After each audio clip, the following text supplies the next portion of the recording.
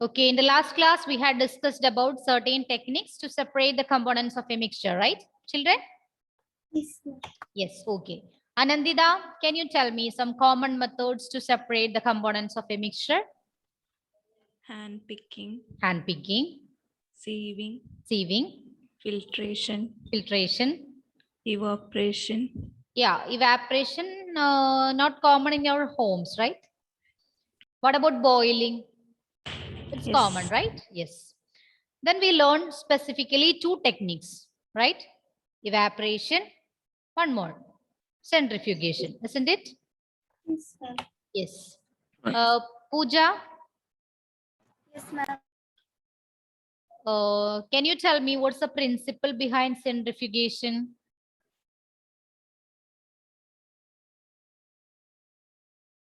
Ma'am, it is used in diagnosis laboratories for blood.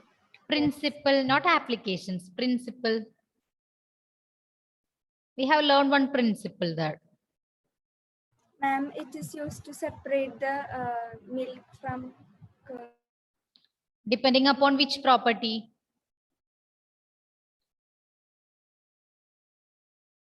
Yes. Yeah, Nandana, you can tell me. Ma'am, the principle is that the denser particles will be forced at the bottom of the Yeah, honey, bottom. Okay, then. and the lighter particles will be stay at the top of the container. Okay, Pooja. Now you got it, right? Yes, ma'am. Yes. So that's the principle. It's depend upon the density. Okay. Amaljit, Jairus, Irene, Anashwara, Usan, Suryadev, Lakshmi. All of you, please switch on your videos. Nigila, please unmute. Can you hear me? Yes, ma'am. Okay, okay. You can tell me the applications of the centrifugation process. It is used in diagnostic laboratories for blood and urine tests. Yes. Then? Used in dairies and home to separate butter from cream. Then? Used in washing machines to squeeze out water from wet clothes. Okay. So these are the applications of the process centrifugation. Then in which cases we are using this evaporation method? Gyros, can you tell me? Evaporation method can be used in which case?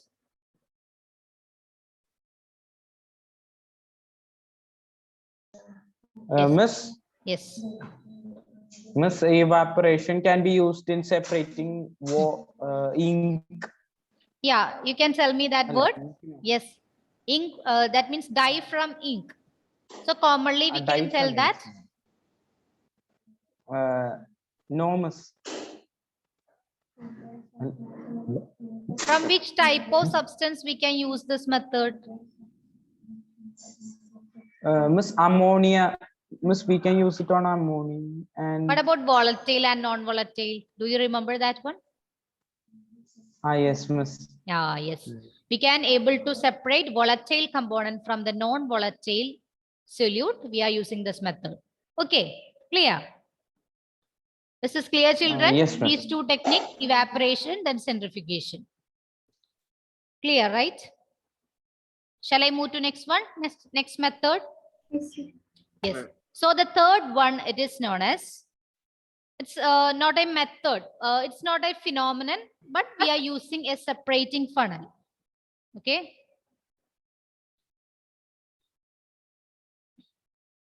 Okay, using a separating funnel, we are going to separate immiscible liquids. What do you mean by immiscible? Immiscible. Yeah, Lakshmi, once again. We won't be able to see it. Not invisible, immiscible. IMMISCSCIBLE. Immiscible. Miss, Yes, Adelio. Miss, Gyrus. Okay. Miss, they are substances that don't mix with each other. Very good. Okay. Immiscible means the substances which do not get mixed up each other. Such substances are known as immiscible substances. This is the spelling. Let's wait.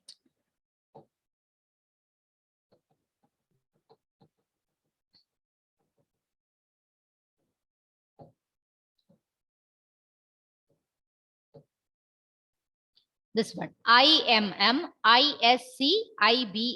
immiscible. So you can write there, immiscible substances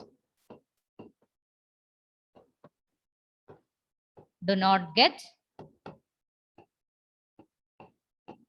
mixed with each other.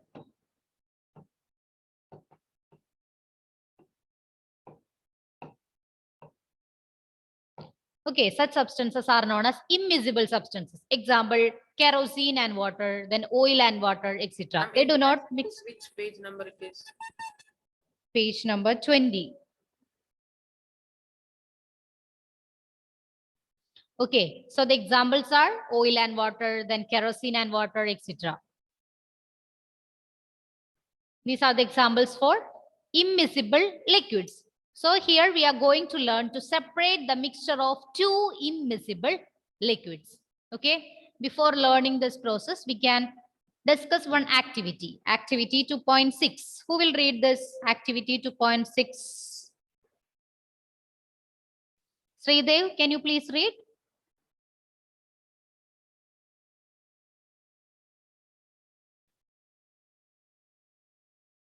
Can you Two- repeat? 2.6, page number 20, activity 2.6.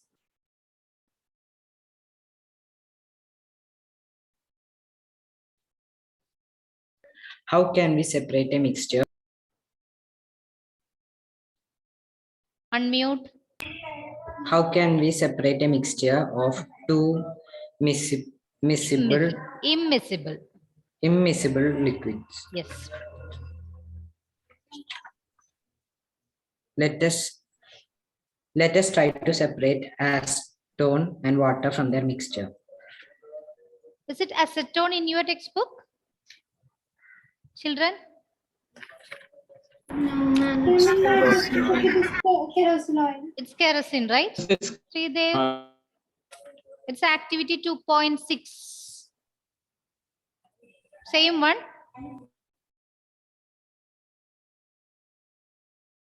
Ma'am, it is 2.3.6 in my text. I think there is some change in your textbook. Is that old one, Sridev? No Textbook. new. What about others? And my kerosene oil. Yes, kerosene. Ken, what about you? Your book? Kerosene oil, right? Okay, okay. Ma'am, Sridev- that is 2.3.3. That. Yeah, same heading. Then the number of activity it is 2.6, isn't it? Okay. Yes, ma'am. Oh, sorry, ma'am. Okay, then you can read. Let us try to separate kerosene oil from water using a separating funnel. Okay. Pour the mixture of kerosene oil and water in a separating funnel. Let it stand undisturbed for some time so that separate layers of oil and water are formed. Open the stopcock of a separating funnel and pour out the lower layer of water carefully. Okay. Close the stopcock of the separating funnel as the oil reaches the stopcock. Okay. So this is the activity. We are going to separate kerosene oil from water using a separating funnel. I will show the image of separating funnel. Okay, this one is a separating funnel. Here one lid. Okay.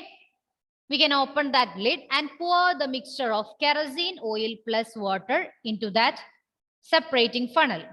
And here you can clearly see that there are two layers, right? The above layer, it consists of kerosene, and the lower layer, it consists of water. Then we kept it undisturbed for some time. We can see that's two separate layers there. Then the stopcock, we can able to open and close that stopcock. Okay. So we will open the stopcock and collect this water layer in a beaker. After the completion of this water layer, we can able to separate and collect this kerosene oil in another beaker. That's the method.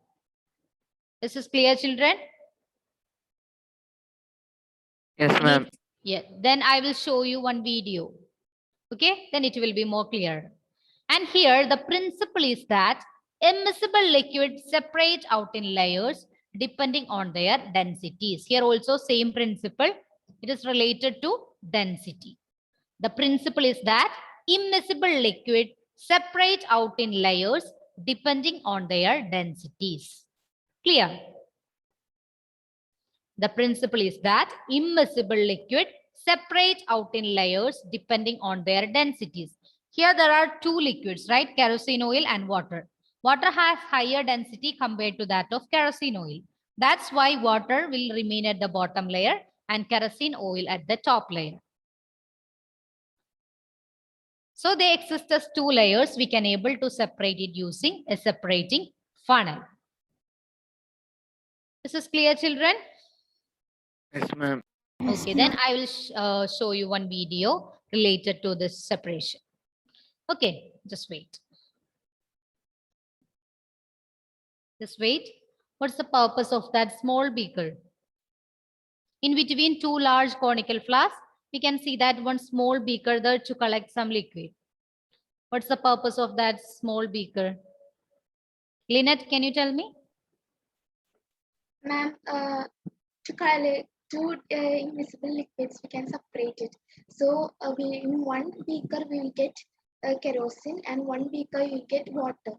Yeah. So first, if the density which has more density is in bottom, and when we collect after collecting the bottom part, and then we'll take another beaker and keep it under the Yeah, conical flask. conical flask, and the lighter liquid will be collected in another beaker.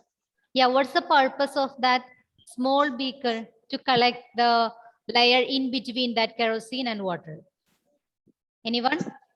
If there is some more kerosene, like Yeah, that interfacial liquid always contains the mixture of water and kerosene. Okay. In order to avoid mixing it again with kerosene or water, we are just collecting it separately. That's it. Okay. So this method can be used to separate immiscible liquids. Okay, that glassware, it is known as separating funnel. Okay, separating funnel. And two beakers, similar to that of beakers, it is known as conical flask. Not that small beaker, two flask with a long neck. It is known as conical flask. Clear? So this method can be used to separate immiscible liquids. Immiscible liquids are the liquids which do not mix up together. That's it. Okay. Shall we move to applications of this method, children? yes, ma'am. Yes. So these two are the main applications of this method. First one, to separate mixture of oil and water. To separate mixture of oil and water. Next one, in the extraction of iron from its ore. What do you mean by extraction? Extraction or ore? Separating iron. Separate the iron. Yes, purification, right? Purification of iron from its ore. What do you mean by ore? The stone that contains the Many minerals. Yes, raw material that we can directly obtain from nature. It's not in the pure state. Okay, that's why we are using this extraction process to get the pure form of iron. Clear? So that impurities present in that ore, it is known as slag. Okay, slag. So this lighter slag is removed from the top by this method to leave molten iron at the bottom of furnace. Furnace, it's a long container or a flask in which heating process take place. Okay, clear? This is clear, children? It's a long, similar to that of a container, and the container in which heating purpose take place, it is known as furnace. Okay, furnace. So in this furnace, both impurities and pure state of iron is there. This impurity will be at the top portion and the molten iron, that means pure form of iron, is at the bottom. Okay, so this method can be used for the extraction of iron from its ore. Lighter slag is removed from the top by this method to leave molten iron at the bottom of the furnace. So the pure form of iron is obtained at the bottom of this furnace. So we are using this method. This is clear now? So these two are the main applications of this method, using separating funnel to separate mixture of oil and water. Then in the extraction of iron,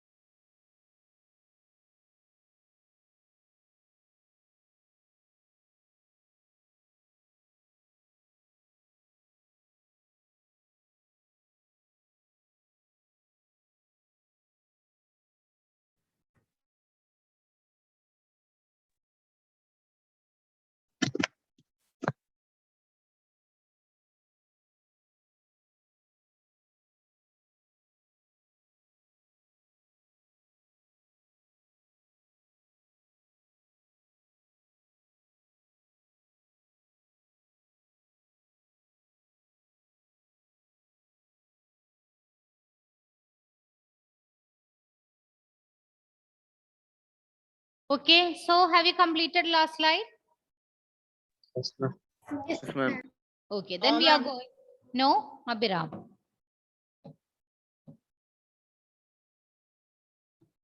Yes, you can complete it.